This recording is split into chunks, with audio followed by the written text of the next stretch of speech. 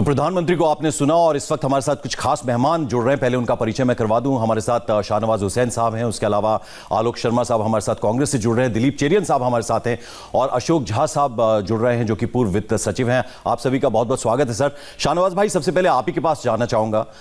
तमाम financial expert से हम बात करें तो उनका यह कहना है कि इस बजट से सबसे बड़ा टेक अवे तो यह है कि कोई नया बर्डन नहीं आया है। देखिए, बहुत खुशी है। मुझे नहीं मालूम कि आलोक जी इस पर क्या प्रतिक्रिया देंगे। मुझे लगता है कि जब अच्छा बजट आया तो विपक्ष को भी इसकी सराहना करनी होगी, क्योंकि आम लोग इसकी सराहना कर रहे हैं, बाजार सराहना कर रहा है, देश के लोग सराहना कर रहे हैं। कोरोना काल में जहां पूरी दुनिया में की इकोनॉमी का बुरा हाल है, वहां कोरोना के संकट को झेलते हुए भी और पहले से अलर्ट होकर आत्मनिर्भर भारत का पैकेज देने के बाद जो बजट में आज जवानों के लिए, किसानों के लिए, आम आदमी के लिए, एमएसएमई के लिए, रोज़गार के लिए जो कदम उठाए हैं उसका पूरा स्वागत हुआ है। देखिए, शेयर मार्केट 2000 पॉइंट से ज़्यादा आगे था। अभी मैंने तुरंत नहीं देखा है, लेकिन दिन में ही जब मैं अजय जी के साथ था तो 2000 से ज़्यादा की उछाल थी जी। तो प्रधानमंत्री जी ने जो कहा, अभी मैं सुन रहा था, वो बात एकदम मील का पत्थर है। और सरकार, पहले जो लोग समझ रहे थे क्योंकि कोरोना का संकट है, कोई बहुत बड़ा बोझ देश की जनता पे आने वाला है, सारा बोझ सरकार ने अपने ऊपर लिया है, जनता पर कोई बोझ आने नहीं दिया है। मैं दिल की गहराइयों से प्रधानमंत्री जी का जी और निर्मला जी का, अनुराग जी का, इन सब का बहुत अभिनंदन करता हूँ। पूरे देश में आज खुशी की लहर है और ख़ासकर जो बुज़ुर्ग हैं उनके लिए भी पेंशन पर अब कोई उनको टैक्स नहीं देना पड़ेगा, ये भी एक बड़ा बुजुर्गों को भी ध्यान रखा है। बिल्कुल आलोक जी, किसानों का, बुजुर्गों का, इसका सभी वर्गों का ध्यान इसमें रखा गया है शाहनवाज जी, इसमें कोई शक नहीं है। खासकर आलोक जी, अब मैं आपसे पूछना चाहता हूँ, कांग्रेस पार्टी आलोचना कर तो रही है, लेकिन अगर इस बजट को आप देखें और जिन विषम परिस्थितियों में ये बजट प्रस्तुत किया गया है, इससे बहुत बेहतर की उम्मीद तो नहीं हो सकती। फिर आलोचना क्या अपने आप में आवश्यक है? नहीं, देखिए, मैं समझता हूं कि बिल्कुल अगर कोई कमी है तो उसको, आलोचना जो है वो लुच धातु से बना है, लोचन और आ मीन्स बराबर बराबर। अगर अच्छाई है तो उस रूप में भी देखा जाना चाहिए और बुराई है तो उस रूप में भी। सरकार ने बिल्कुल आत्मनिर्भर बनने के लिए एक संदेश दे दिया है और सरकार ने हाथ खड़े कर दिया, हमारे बस की कुछ नहीं है, आप लोग आत्मनिर्भर बनो। नोटबंदी में पैसे निकाल लिए थे आपकी जेब से, अब जो सोना घर में रखा है उसका भी गोल्ड आज की बात कीजिए ना, आप नोटबंदी की बात कर रहे हैं। मैं आज ही की बात कर रहा हूँ सर, आज ही की बात कर रहा हूँ मैं। आज गोल्ड एक्सचेंज पर आ गया हूँ मैं कि बिल्कुल पूरी तरह से आत्मनिर्भर बनने की बात सरकार ने कर दी है। मुझे बताइए कि इस बजट से महंगाई कैसे कम होगी, एक कदम बताएंगे शाहनवाज भाई? आपने सेस लगा दिया 4 रुपए और 2.5 रुपए का, महंगाई कैसे कम होगी इसका कोई प्रोविजन नहीं है, कोई टैक्स कम नहीं किया आपने। एम्प्लॉयमेंट इससे कैसे बढ़ेगी, क्योंकि पिछली बार का जो बजट है वो 34.5 लाख करोड़ का था, इस बार 35 लाख करोड़ का है। गवर्नमेंट का इन्वेस्टमेंट नहीं होगा तो कैसे जॉब जनरेशन होगा? आप मुझे केवल ये बताइए, इसके अंदर इनकम टैक्स में अरुण जेटली साहब ने 7 साल पहले कहा था कि लिमिट 5 लाख की होनी चाहिए। अरे भाई, आप 7 साल में एक कदम आगे नहीं बढ़ पाए, मिडिल क्लास को कैसे राहत मिलेगी? मैं चाहता हूं, मैं 68%। एक मिनट अजय भाई, एक मिनट। नहीं, बिल्कुल अजय भाई, देखिए, अभी बहुत मौका है, सुबह से हम इनको बीजेपी वालों को सुन रहे हैं, आप थोड़ा सा मौका विपक्ष को। नहीं, बिल्कुल मौका देंगे। 68% आपने गैस के सिलेंडर से सब्सिडी हटा दी है, तो कैसे उससे महंगाई कम होगी, बढ़ेगी? 100 के पार चला गया पेट्रोल। नेपाल और बांग्लादेश जो है वो हमसे आधे रेट में पेट्रोल डीजल दे रहा है। जरा मैं आपसे आग्रह कर रहा हूं, हमारे साथ पूर्व वित्त सचिव जी भी हैं, अशोक झा जी, एक राय उनकी ले लेते हैं, दिलीप चेरियन साहब से भी, उसका चर्चा आगे बढ़ाएंगे। अशोक जी, आप वित्त मंत्रालय बहुत अच्छे तरीके से हैंडल कर चुके हैं, आप जानते हैं कि किस तरह से, किस परिस्थितियों में इस बजट को प्रस्तुत किया गया है। आपके हिसाब से क्या ये बजट आज उपयुक्त बजट है या वाकई में आपको कमियां दिखाई देती हैं? अशोक जी। नहीं, मैं तो ये समझता हूँ कि ये बजट बहुत ही अच्छा बजट है, क्योंकि जिस परिस्थिति में हम थे, जिस परिस्थिति में इकॉनमी अभी है, उस हिसाब से बहुत ही अच्छा बजट है। इसमें मेरे कहने का 3-4 कारण है जी। पहला कारण तो ये है कि इस बजट में उतना महत्वपूर्ण वो भी चीज़ है जो कि इस बजट में नहीं है, क्योंकि इस बजट में एक्सपेक्टेशंस था कि नए टैक्सेस आएंगे, कोविड टैक्स होगा, वेल्थ टैक्स होगा, वगैरह वगैरह। तो ये जो टैक्सेस नहीं आए, ये उतना ही महत्वपूर्ण है जो कि इसमें ये बजट में है नहीं। और जो पॉजिटिव चीज़ है ये बजट में, वो ये है कि जो पैसे सरकार को चाहिए जी, वो पैसा टैक्स के थ्रू नहीं लेके वो प्राइवेटाइजेशन के थ्रू रेज करना चाहते हैं। तो इसका ये फायदा होगा कि जो अभी प्राइवेटाइजेशन का जो प्रोग्राम था पहले पिछले सालों से जी, वो जो कुछ नहीं चल रहा था, वो अब मेरे ख्याल से रेल पे आ जाएगा। बिल्कुल। दूसरी बात यह है कि इस बजट में ट्रांसपेरेंसी बहुत है। इसमें साफ साफ सरकार ने कह दिया है कि फिस्कल डेफिसिट 9.5% होगा और 3.5% के लगभग था एस्टिमेट में, अब वो बढ़ के 9.5% होगा। और अगर हम स्टेट्स का भी मिला लें इसमें फिस्कल डेफिसिट, तो स्टेट्स का फिस्कल डेफिसिट एस्टिमेट है कि करीब 5% होगा जी। तो ये मिला के करीब 14.5-15%। बिल्कुल अशोक सर, वो जो बात हम शाहनवाज जी से भी पूछ रहे थे, अजय भाई आपने भी सुना, हमने ये कहा था कि कम से कम आम लोगों के लिए राहत की बात ये है कि कोई नया बर्डन नहीं है। दिलीप चेरियन साहब भी हमारे साथ है, उनसे हम बात करेंगे, लेकिन उससे पहले आपको बता दें कि पेट्रोल और डीजल पर लगे एग्री सेस को लेकर जो कंफ्यूजन बना हुआ है, अभी वित्त मंत्री ने उसे दूर किया है, आसान शब्दों में उसको समझाया। जरा सुने उन्होंने क्या कहा। पेट्रोल डीजल को लेकर के बहुत ज़्यादा सवाल हैं लोगों के, क्योंकि उस पर लगातार सवाल पूछे जा रहे हैं कि कब तक कुछ एक्साइज ड्यूटी में राहत मिलेगी या नहीं, जो आपने अभी उस पर अलग से सेस लगा। बॉर्डर पे किसान बैठे हुए हैं, हम सब समझ रहे हैं।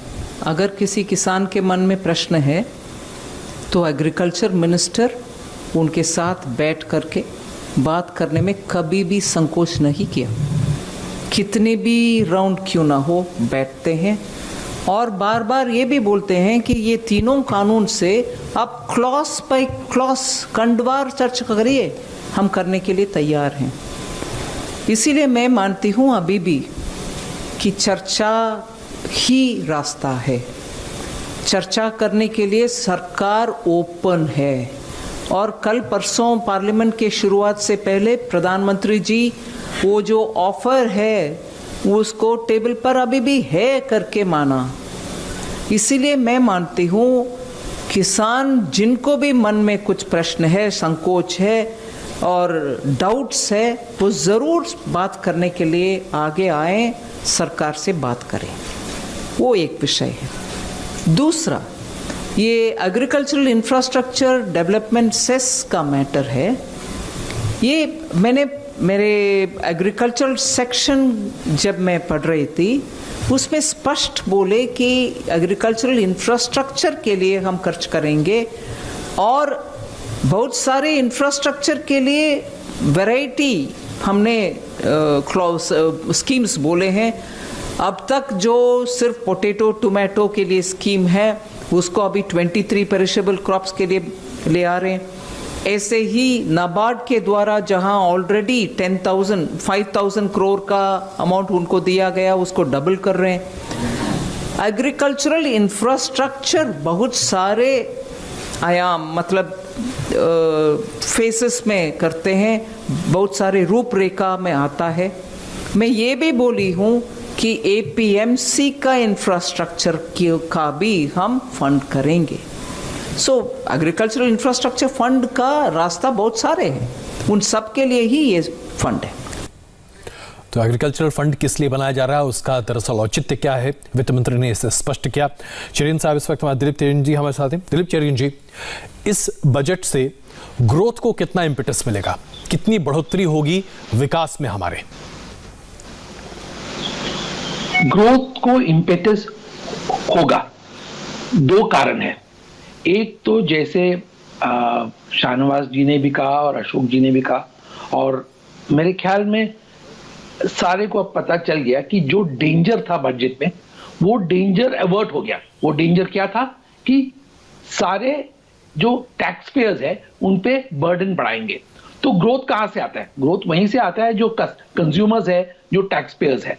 तो एक तो वो डेंजर जो है वो हट गया और गवर्नमेंट अपने ऊपर बोझ लिया। जी। और बोझ इसलिए लिया है कि वो कैपिटल एक्सपेंडिचर में ध्यान देंगे। एक तो ये कारण है। दूसरी कारण ये है कि जो अभी मेजर एक्सपेंडिचर जो हेल्थ सेक्टर में होगा, उसका जो स्पेंड है, आधे से ज्यादा तो वैक्सीन बनाने वाले कंपनीज को जाएंगे, बट बाकी जो पैसे हैं वो प्राइमरी हेल्थ इन्वेस्टमेंट में जाएगा, और वहां से मेरे ख्याल में जो स्पेंड होगा वो भी वापस कंज्यूमर के हाथ में किसी ना किसी तरह आ जाएगा। दूसरी तरफ पर जो हम अभी तक कैलकुलेट नहीं किया, जो हमने डिस्कस नहीं किया, ये है कि फॉरेन जो इन्वेस्टमेंट्स है उनको लाने के लिए पहले तो जो इंश्योरेंस कंपनीज में जो इक्विटी का बढ़ाया उससे काफी पैसे आएंगे। दूसरे जो अब नया बैंक शुरू किया है उसमें भी फॉरेन इक्विटी का जिक्र है।